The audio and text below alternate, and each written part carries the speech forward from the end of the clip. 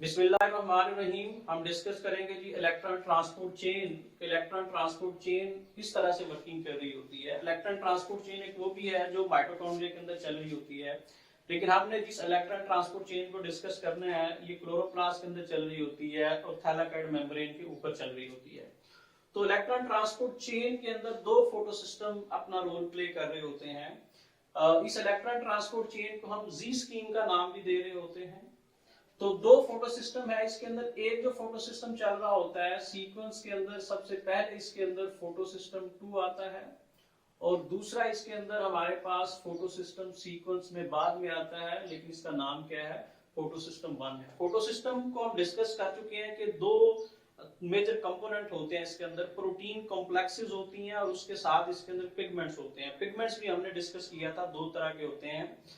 अब हम देखते हैं कि बेसिकली फोटो सिस्टम, जो फोटो सिस्टम 2 है, क्योंकि फोटो सिस्टम के दो हिस्से होते हैं, रिएक्शन सेंटर होता है और एंटीना कॉम्प्लेक्स, जिसको हम लाइट हार्वेस्टिंग कॉम्प्लेक्स का नाम भी दे रहे होते हैं। तो फोटो सिस्टम जो 2 है, इसके रिएक्शन सेंटर के अंदर जो क्लोरोफिल ए पाया जाता है वो बहुत बेहतर तरह से अब्सॉर्ब करता है 680 नैनोमीटर की वेवलेंथ को। इसलिए इसके अंदर जो पिगमेंट पाया जाता है उसको हम P680 का नाम देते हैं। जो फोटो सिस्टम 1 के अंदर पिगमेंट या क्लोरोफिल ए पाया जाता है वो जिस बेस्ट रीजन को अब्सॉर्ब करता है वो 700 है, इसलिए हम इसको T700 का नाम भी दे रहे होते हैं।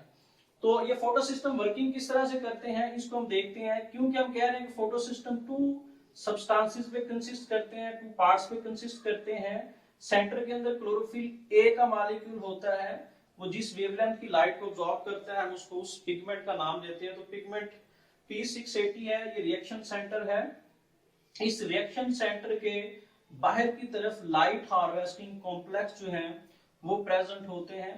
और जो लाइट हार्वेस्टिंग कॉम्प्लेक्स हैं इन्होंने बेसिकली क्या करना होता है कि जो फोटो सिस्टम, ये पिगमेंट है सेंटर में, जो क्लोरोफिल ए है उसका लाइट अब्सॉर्बिंग जो कैपेसिटी है, ये लाइट अब्सॉर्बिंग स्पेक्ट्रम है, उसको क्या करना होता है, इंक्रीज करना होता है।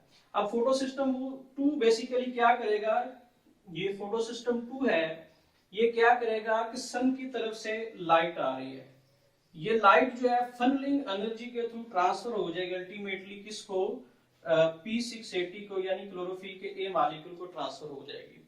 अब इसमें जो इलेक्ट्रॉन जो के ग्राउंड स्टेट पे था एक्साइटेड स्टेट के अंदर आएगा और इसके शेल को क्या कर देगा, लीव कर देगा और यहां से इलेक्ट्रॉन निकलेगा। इस इलेक्ट्रॉन को रिसीव कर लेगा कौन, प्राइमरी इलेक्ट्रॉन जो एक्सेप्टर है वो इसको रिसीव कर लेता है। अब क्या है कि यहाँ पे एक इलेक्ट्रॉन के निकलने की वजह से P680 के ऊपर एक हम पॉजिटिव चार्ज आ गया, मीन इलेक्ट्रॉन की डेफिशिएंसी हो गई है। तो ये अपनी इलेक्ट्रॉन की डेफिशिएंसी को फुलफिल करेगा किससे, हमारे पास टायरोसिन जी जो है वो प्रोटीन है, वो क्या करेगी, इसको इलेक्ट्रॉन दे देगी। ये इलेक्ट्रॉन कहां से लेगी, ये इलेक्ट्रॉन लेगी ऑक्सीजन इवॉल्विंग जो कॉम्प्लेक्स है वहां से इलेक्ट्रॉन इसको रिसीव हो जाएंगे। इस तरह oxygen evolving complex electron tyrosine के पास गए, इस इलेक्ट्रॉन जो है वो फोटो सिस्टम 2 के पास चले गए हैं। तो अल्टीमेटली यहां से इलेक्ट्रॉन चला जाएगा प्राइमरी इलेक्ट्रॉन एक्सेप्टर के पास। प्राइमरी इलेक्ट्रॉन एक्सेप्टर से जो इलेक्ट्रॉन है वो रिसीव हो जाएंगे। वो कौन रिसीव करेगा, फियोफाइटन इन इलेक्ट्रॉन को रिसीव कर लेगा। अब जो फियोफाइटन जब इन इलेक्ट्रॉन को रिसीव कर रहा है तो देखेंगे साथ ही बेसिकली इस इलेक्ट्रॉन जैसे जैसे आगे की तरफ ट्रांसफर होते जाएंगे उनके अंदर एनर्जी जो है वो कम होती जाएगी।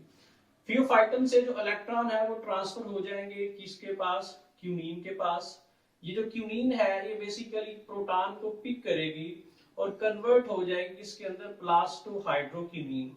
अब इसने प्रोटॉन को कहां से लेना है, बेसिकली यहां से स्ट्रोमा साइड से ये प्रोटॉन को पिक करती है। तो 2 प्रोटॉन को पिक करेगी और प्लास्टोहाइड्रोक्यूनीन के अंदर कन्वर्ट हो जाएगी। अब यहां से जो इलेक्ट्रॉन है वो आगे ट्रांसफर होने हैं, कॉम्प्लेक्स पड़ा होता है जिस कॉम्प्लेक्स को हम नाम दे रहे हैं कि ये क्या है, इसको हम साइटोक्रोम B6F कॉम्प्लेक्स का नाम देते हैं। यहाँ पे सबसे पहले जो साइटोक्रोम आता है उस साइटोक्रोम का हम नाम दे रहे होते हैं कि हमारे पास ये साइटोक्रोम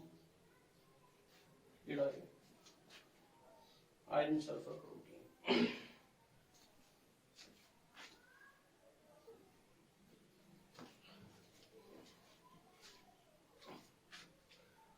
इसके बाद एक साइटो कॉम्प्लेक्स पड़ा होता है जिसको हम साइटोक्रोम B6F कॉम्प्लेक्स का नाम देते हैं। इसके अंदर सबसे पहले आयरन सल्फर प्रोटीन होती है, वो इलेक्ट्रॉन को रिसीव करती है।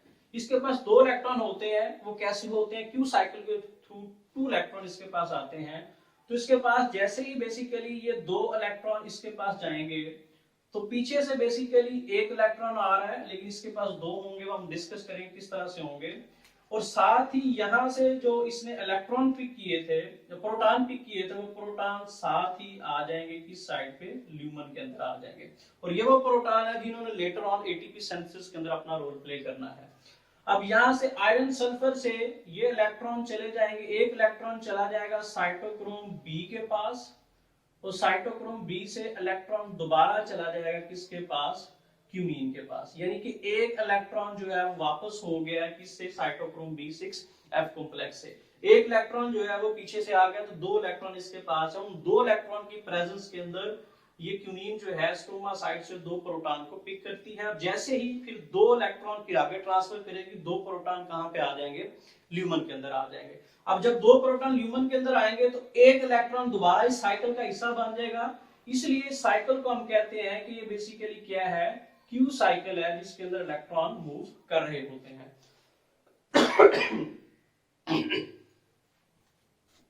उसके बाद आयरन सल्फर से इलेक्ट्रॉन मूव कर जाते हैं किसके पास, साइटोक्रोम F के पास। साइटोक्रोम F से इलेक्ट्रॉन जो है वो मूव कर जाएंगे प्लास्टोसायनिन के पास। प्लास्टोसायनिन से आगे इलेक्ट्रॉन ने ट्रांसफर होना है किसको, फोटोसिस्टम 1 को। अब अगेन जो फोटोसिस्टम 1 है उसके बेसिकली सेंटर में रिएक्शन सेंटर है। रिएक्शन सेंटर जिस वेवलेंथ को ऑब्जॉर्ब करता है वो 700 है, इसलिए इस पिगमेंट को हम नाम दे देते हैं कि ये P700 है। उसके बाद में इसके बाहर की तरफ लाइट हार्वेस्टिंग कॉम्प्लेक्स होते हैं, और जो लाइट हार्वेस्टिंग कॉम्प्लेक्स फोटोसिस्टम 1 के साथ एसोसिएटेड होता है उसे लाइट हार्वेस्टिंग कॉम्प्लेक्स 1 का नाम देते हैं। और जो लाइट हार्वेस्टिंग कॉम्प्लेक्स फोटोसिस्टम 2 के साथ एसोसिएटेड होता है उसको हम लाइट हार्वेस्टिंग कॉम्प्लेक्स 2 का नाम दे रहे होते हैं। तो यहाँ पे फोटोसिस्टम 2 है, तो इसका ये जो बेसिकली रिएक्शन सेंटर है। अब जो रिएक्शन सेंटर है उसके साथ लाइट हार्वेस्टिंग कॉम्प्लेक्स है, तो इसको हम लाइट हार्वेस्टिंग कॉम्प्लेक्स 2 का नाम देते हैं। इसी तरह से इसको हम कह देते हैं लाइट हार्वेस्टिंग कॉम्प्लेक्स 1 का नाम दे देते हैं। और ये सेंटर में हमारे पास रिएक्शन सेंटर है। अब यहां से प्लास्टोसायनिन से इलेक्ट्रॉन जो है वो चले गए हैं किसके पास, फोटोसिस्टम 1 के पास। अब जब लाइट इस सिस्टम के ऊपर यानी कि फोटोसिस्टम 2 पे पड़ी थी, तो लाइट तो उस वक्त जो है वो फोटोसिस्टम 1 के भी पड़ी थी। तो जब लाइट इसमें भी पड़ी तो यहां से भी एक इलेक्ट्रॉन निकल के आगे की तरफ मूव कर चुका है, और इस इलेक्ट्रॉन की डेफिशिएंसी को फुलफिल करना है प्लास्टोसायनिन ने। लेकिन इस इलेक्ट्रॉन डेफिशिएंसी को फुलफिल करना था किसने, वाटर ने। वाटर से बेसिकली इलेक्ट्रॉन निकाले जाते हैं, ऑक्सीजन इवॉल्विंग कॉम्प्लेक्स निकालता है, फिर इलेक्ट्रॉन जो है वो इस तक पहुंचते हैं। तो यहाँ पे जब लाइट पड़ी तो यहाँ से बेसिकली पंप हो चुके थे क्या, इलेक्ट्रॉन। यहाँ से इलेक्ट्रॉन को रिसीव कर लिया आगे किसने, primary electron acceptor of photosystem 1। तो प्राइमरी इलेक्ट्रॉन एक्सेप्टर से फिर आगे इलेक्ट्रॉन ट्रांसफर हो जाते हैं A0 के पास चले जाते हैं। अब A0 क्या है, A0 हमारे पास ये भी क्लोरोफिलिक मॉलिक्यूल की एक टाइप है। यहां से इलेक्ट्रॉन आगे चला जाता है A1 के पास, ये क्या है, ये क्यूमीन की एक टाइप है।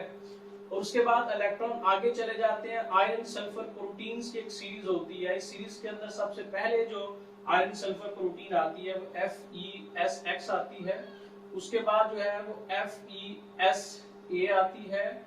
उसके बाद आयरन सल्फर प्रोटीन के अंदर FeSB आ रही होती है। तो ये आयरन सल्फर प्रोटीन आती है। इन आयरन सल्फर प्रोटीन के बाद एक सिग्निफिकेंट मॉलिक्यूल पड़ा होता है जिसको हम क्या कहते हैं, फेरिडॉक्सिन का नाम देते हैं। फेरिडॉक्सिन से जो इलेक्ट्रॉन है वो चले जाते हैं FNR के पास। जो FNR है ये फेरिडॉक्सिन NADP रिडक्टेज एक एंजाइम होता है, जो एंजाइम इलेक्ट्रॉन को ट्रांसफर कर देता है, रिड्यूस कर देता है किसको, NADP प्लस मॉलिक्यूल को ये कन्वर्ट कर रहा होता है किसके अंदर, NADPH प्लस H के अंदर। और ये काम होने के लिए, ये रिडक्शन होने के लिए 2 इलेक्ट्रॉन की जरूरत होती है। तो पीछे जो इलेक्ट्रॉन आ रहे हैं, पहले एक इलेक्ट्रॉन रिसीव होता है, जब दूसरा इलेक्ट्रॉन रिसीव होता है तो NADP प्लस कन्वर्ट हो जाता है NADPH के अंदर। अब हमने कहा था लाइट रिएक्शन की दो मेन प्रोडक्ट बन रही हैं। पहली जो प्रोडक्ट है वो बेसिकली कीमियो ऑस्मोसिस के थ्रू बनेगी, इसको हम डिस्कस करेंगे किस तरह से होगी। तो जब प्रोटॉन गैदर होते हैं ल्यूमन साइड पे तो ATP की फॉर्मेशन होती है। This is the first product of light reaction. और सेकेंड इसकी प्रोडक्ट उस वक्त बनती है जब इलेक्ट्रॉन जो है वो अल्टीमेटली रिसीव होते हैं किसको, NADP प्लस को, ये कन्वर्ट हो जाता है NADPH के अंदर। तो ये दो मेन प्रोडक्ट थी जो बेसिकली लाइट रिएक्शन की थी। तो ATP किस तरह से बनती है इसको हम बाद वाली वीडियो के अंदर डिस्कस करेंगे। Thank you very much.